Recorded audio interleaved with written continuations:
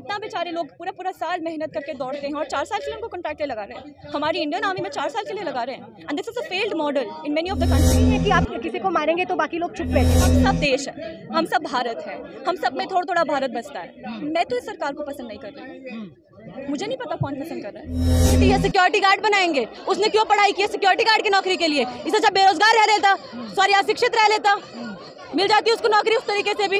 आज तो बड़ा क्राइसिस इतना है अनएम्प्लॉयमेंट का, उस क्राइसिस को डील करना है हमको। इंडिया का कवरेज में मुझे लगता है गड़बड़ है। 7 साल के लिए क्या होता है? आप पेंशन भी नहीं दे रहे हैं। आप इन लोगों से पूछिए ना, जो ये मिनिस्टर्स बैठे हुए हैं, एमपीज एमएलएस बैठे हैं, इन लोगों को बोलो अपनी पेंशन काटो, अपनी पेंशन मत दो।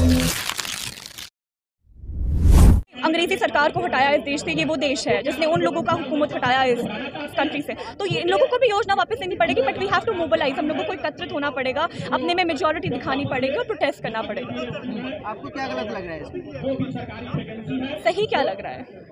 इस चीज़ का ऐसे एडवर्टाइजमेंट किया जा रहा है कि आपको 4 साल के बाद एक एमपी एमएलए बोल रहा है हम आपको अपने घर पे प्लम्बर लगाएंगे, हम चौकीदार बनाएंगे। इंडियन आर्मी से रिटायर होने के बाद, कोई हटने निकालने के बाद उसको 4 साल के बाद आप प्लम्बर और उसको मिस्त्री बना रहे हैं देश का, आप ये काम कर रहे हैं। तो इसमें सही क्या है? ये लोग तो बोलेंगे ना। और पॉलिसी इंट्रोड्यूस कैसे कर रहे हैं ये लोग? पॉलिसी देश में तब आती है जब जरूरत पड़ती है। जरूरत इस टाइम किन चीज़ों की है? ऐसी चीज़ों की है। कॉन्ट्रैक्ट में लगा रहे हो आप इंडियन आर्मी में, in Indian army which is known in the world. आप ऐसे रिक्रूट कर रहे हैं वहाँ पर लोगों को 4 साल के लिए, जबकि कोई गेम खिला रहे हैं, फिर कह रहे हैं हटो अब तुम्हें चौकीदार बनाएंगे। ये तो पूरा सिस्टम ही इतनी बुरा तरह से गड़बड़ाया है। आप फार्मर्स जैसे जो जय किसान जो हमारे नारे थे उसको ही पूरी तरह से इन लोगों ने खराब कर लिया है। जय किसान जय जवान वाले सब कुछ, ये सिस्टमैटिकली ये लोग क्या कर रहे हैं, हमारा स्ट्रक्चर को पूरी तरह से ख़त्म कर रहे हैं। एक जो गरीब है, जो बेचारा जवान की पोस्ट के लिए mostly not very good people like us go for it. Like कोई ऑफिसर का बेटा या इनका कोई मिनिस्टर का बेटा विल नॉट गो कोई जवान बनने के लिए। तो उन लोगों को ये जॉब्स खत्म करने, क्योंकि बेसिकली इन लोगों के पास नौकरियां नहीं है। हमारी कंट्री में जो इन्होंने कितने लाखों में पैसा प्रॉमिस किया था वो भी नहीं देते हैं। हर चीज़ प्रॉमिस करते हैं, मन की बात करते हैं और वो मन में ही रख देते हैं। और जगह भी नौकरियां लगवाए ना, और चीज़ें तो आपने बेच डाली है देश में। हर चीज़ को प्राइवेटाइज कर रहे हैं, हमारे एयरपोर्ट्स को प्राइवेटाइज कर लिया है। इस देश में बना क्या है, बचा क्या है हमारा, बताइए।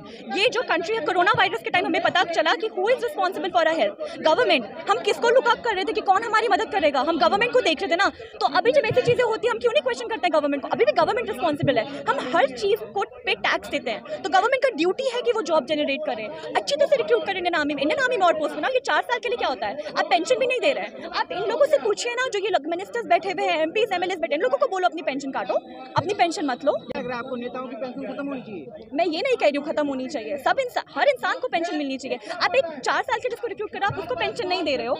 आप लोग भी तो 5 साल के लिए बैठते हो संसद में, आप लोग अपनी पेंशन में कॉम्प्रोमाइज क्यों नहीं करते हो? आप उस चीज़ पे सवाल क्यों नहीं उठाते हो? आप उन लोगों की पेंशन क्यों काट रहे हो? मैं तो इस देश में इक्वालिटी चाहती हूँ, समानता चाहती हूँ कि अगर उस किसान के बेटे को जो एक फौज में जाता है, अगर उसको आप नहीं दे रहे हो पेंशन, आप अपने मिनिस्टर्स को दे रहे हो। हम सब देश है, हम सब भारत है, हम सब में थोड़ा थोड़ा भारत बसता है। मैं तो इस सरकार को पसंद नहीं कर रही, मुझे नहीं पता कौन पसंद कर रहा है। लेकिन लोग जो है 40% लोग पसंद तो करते हैं ना आखिर। तो मुझे लगता है कि मीडिया की गलती है। मीडिया वही लोग दिखाते हैं जो शायद पसंद करते हैं मोदी को, वो लोग नहीं दिखाते हैं जो पीसफुली भी धरने पे प्रदर्शन कर रहे हैं। हम लोगों पे इतना ब्रूटैलिटी हुआ पुलिस के द्वारा, वो नहीं दिखाया किसी ने कि किस तरह कपड़े फाड़े गए हैं पुलिस द्वारा, वो किसी ने नहीं दिखाया। तो मीडिया का कवरेज में मुझे लगता है गड़बड़ है। क्या मीडिया जो है सरकार मतलब सत्ता पक्ष का साथ दे? मैं कुछ नहीं बोलूँगी, ये सबको दिखता है क्या हो रहा है, किस तरह सब कुछ बिक रहा है, किस तरह हर एक चीज़ को बेचा जा रहा है। मीडिया भी किस तरह बिक के क्या चीज़ें दिखा रही है। लेकिन वो ये कहते हैं कि 25% पे ध्यान क्यों नहीं दिया जा रहा है? सक्षम बनिए, 25% में आइए ना, 75% पे क्यों ध्यान दे दो? ज़्यादा परसेंटेज कितना है, 25 या 75? वो कह रहे हैं हर व्यक्ति सक्षम बने, अगर वो सक्षम होगा तो उसको 25%। तो वो 75 में कौन आएगा फिर? अगर सब बच्चा सक्षम बनेगा, कोई तो 75% में भी आएगा ना। अगर हर इंसान को आप बोल रहे हो कि सक्षम बने बहुत अच्छा है, सबको तो नहीं लेंगे ना वो। तो वो 75% लोगों के लिए क्यों सक्षम नहीं है? वो अगर 100% में आ रहा है तो वो सक्षम नहीं है क्या? वो इंडियन आर्मी में सर्व कर रहा है 4 साल के लिए, वो सक्षम नहीं है क्या? इतना प्रोसेस के बाद आप कभी बॉर्डर साइड जाना, कितना बेचारे लोग पूरा पूरा साल मेहनत करके दौड़ते हैं और 4 साल के लिए उनको कॉन्ट्रैक्ट लगा रहे हैं। हमारी इंडियन आर्मी में 4 साल के लिए लगा रहे हैं and this is a failed model in many of the countries. Bhajpa के नेता कह रहे हैं कि 4 साल के बाद अपॉर्चुनिटी है आपके पास, आप आइए कि रोजगार हमारे पास है, आप गार्ड की नौकरी हमारे पास है। आप खुद सोच रहे हैं आप क्या कह रहे हैं? मैं इंडियन आर्मी से हटी हूँ, निकाला गया है, अब मैं किसी के घर में गार्ड की नौकरी करूँ? Isn't it insulting?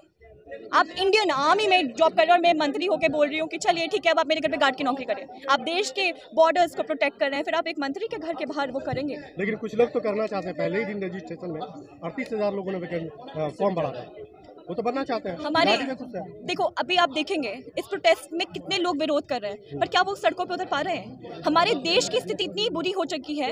मैं अपने काफ़ी साथियों को बोलती हूँ कि मेरे साथ धरने पे आओ, तो वो कहते हैं आना तो है पर पढ़ना है।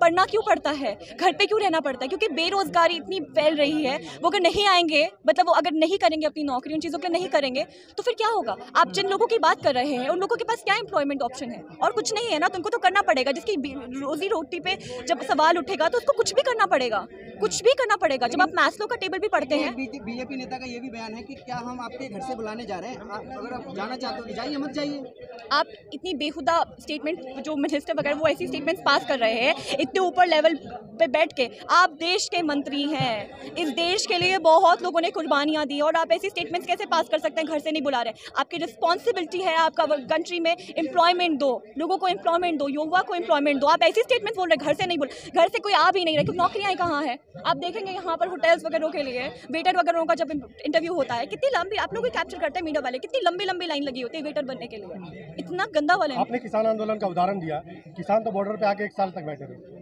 कौन सा स्टूडेंट है जो आपके साथ आकर के बैठा हुआ, या किसी बॉर्डर को उसने घेरा है, या किसी सरकारी दफ्तर को उसने दबाव बनाया? हमारी जो देश की आज़ादी भी थी वो 2 हफ्ते में नहीं आई थी, उसके लिए भी टाइम लगा था। तो अभी तो ये मूवमेंट स्टार्ट हुआ है, नहीं लेंगे, मैं किसी और की गारंटी नहीं देती हूँ। वो रविंद्रनाथ टैगोर कहते हैं ना, एकला चलो, कोई नहीं होगा मैं अकेले भी आ जाऊँगी। आपको क्या लगता है? वापस लेनी पड़ेगी। ये योजना किसके लिए आई है? लोगों के लिए, आवाम के लिए आई है। अगर आवाम खुश नहीं है तो योजना वापस लेनी पड़ेगी। तो नहीं लग रहा है कि इस तरह का वो एक बेचारा युवा जिसको घर पे रोटी नहीं मिलती होगी, जिसकी माँ एक 10 रुपए बचा बचा के अपने बेटे की पढ़ाई के लिए उसको दिल्ली भेजती है। कितने लोग यूपीएससी जो क्रैक करने आते हैं, मैं मिली हूँ लोगों से, अपना बिहार वगैरह में ज़मीन गिरवी रख के आते हैं। अब आप उन लोगों से उम्मीद तो नहीं करोगे ना कि वो यहाँ के धरना करेंगे, जिनके लिए सरकार की रिक्वायरमेंट जब पूरी हो जाएगी तो सरकार बिल वापस क्यों ले, या स्कीम वापस क्यों लेगी? वो उनका रिक्वायरमेंट पूरा होने का या ना होने का वो तो वैसे भी पूरी होगी, क्योंकि इतनी बेरोजगारी है देश में। तब भी आपको क्या लगता है वो पूरा होने के बाद की योजना ठीक है? 4 साल के बाद युवा क्या करेगा? अगर मान लेते हैं 4 साल तक वो कर लेता है नौकरी, 4 साल के बाद जो वो 75% होगा वो क्या करेगा? फिर तो उसको सड़कों पे उतरना पड़ेगा ना, क्योंकि नौकरियां कहाँ हैं? होगा नौकरी का क्राइसिस इतना है आज के देश में कि अगर एक दिन के लिए भी नौकरी मिल रही है, आप देख रहे हैं कैजुअल लेबर कितने सारे हैं हमारे देश में, एक दिन की नौकरी के लिए कोई पीछे नहीं हटता, तो 4 साल के लिए क्यों पीछे हटेंगे? लेकिन क्या वो 4 साल की नौकरी सफिशिएंट है? आज हम लोगों के देश में अनएम्प्लॉयमेंट इतना ज्यादा है कि उसको लड़ने के लिए लोगों को एक साथ होना पड़ेगा।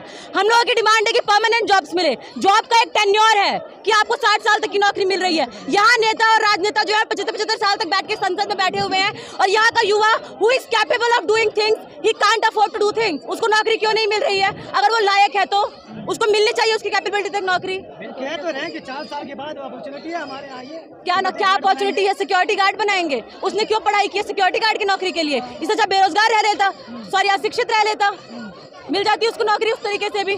आज तो बड़ा क्राइसिस इतना है अनएम्प्लॉयमेंट का, उस क्राइसिस को डील करना है हमको। हर एक तरीके का सोल्यूशन ये तो नहीं है कि 4 साल नौकरी कीजिए, हम आपको सिक्योरिटी गार्ड बनाएंगे, हम आपको इस पोजीशन में रखेंगे, इस पोजीशन में रखेंगे। जॉब की जो सिक्योरिटी होती है वो सिक्योरिटी कहाँ है? क्या उसको अगर वो सिक्योरिटी गार्ड की नौकरी मिल रही है तो दे विल इंश्योर कि उसको सिक्योरिटी दी जाएगी? वो पीएफ जो मिलता है, हेल्थ फैसिलिटीज जो मिलती है, वो फैसिलिटीज मिलेंगी उन युवाओं को? नहीं मिलेगी। आज कॉन्ट्रेक्चुअल बेसिस का अपोज हो ही क्यों रहा है? क्योंकि वो सिक्योरिटी जो मिलनी चाहिए, एक कोई भी युवा या कोई भी व्यक्ति अगर नौकरी में आ रहा है तो it's not for itself only, उसका पूरा फैमिली उस पर डिपेंडेंट है। वो सिक्योरिटी उसको अश्योर करती है कि वो उस काम में लगा रहे। और आर्मी तो ऐसी जॉब है ना जहाँ पे अपनी लाइफ को पूरा कॉम्प्रोमाइज कर रहा है, पूरे उसको लगा रहा है। मैडम भारी संख्या में जो लोग हैं नौकरियां नहीं मिल रही थी, अब उनको नौकरियां मिल जाएंगी 4 साल के बाद, फिर अगला रिटर्न होकर 4 साल बाद उनको तो सर वो जो अगर अनएम्प्लॉयमेंट इतना ज्यादा है तो कॉन्टिन्यूसली जॉब कट्स क्यों की जा रही है? जॉब क्रिएशन क्यों नहीं हो रहा है मार्केट में? ये सवाल क्यों नहीं पूछ रहे हैं? 4 साल का क्रिएशन होता है। यहाँ पे लोग जो जॉब टेन्योर है वो क्या है? 18 से 60 साल का है ना, तो क्यों नहीं मिल रही उस टेन्योर तक नौकरी लोगों को? अगर कहाँ तो जाएं जरा आर्मी में, जाएं वहाँ पे बॉर्डर पे खड़े हो। अगर देश सेवा का मतलब केवल आर्मी में खड़ा होना है तो आप सर्विसेज दे रहे हैं, लेकिन आप सिक्योरिटी भी तो उनसे अपील कर रहे हैं। इसका मतलब अगर आप अपने आप को पूरी तरीके से गवा दे रहे हैं और आप कोई सिक्योरिटी अपील नहीं कर रहे तो हाउ विल दिस वर्क? नेताओं को पेंशन मिलती है लेकिन अग्निवीर को नहीं, इस पे आप क्या सोचते हैं? तो सोचने की क्या बात है? आपको दिख ही रहा है कि नहीं मिल रही है उनको। यहाँ पे जितने भी स्पीकर थे उन्होंने भी ये बात बोली कि गवर्नमेंट जिस तरीके से चाहे आज के लोगों को अपना फाइनेंशियल बर्डन कम करने के लिए इस्तेमाल कर रही है। और ये पेंशन भी खत्म करने का जो तरीका है वो अग्निवीर के थ्रू एक उनका ये तरीका आ रहा है। डिफेंस में जाना है क्या? नहीं हाँ नहीं, तो जिसका प्रॉब्लम हुआ कि वो रोड पे आया, आप क्यों आए?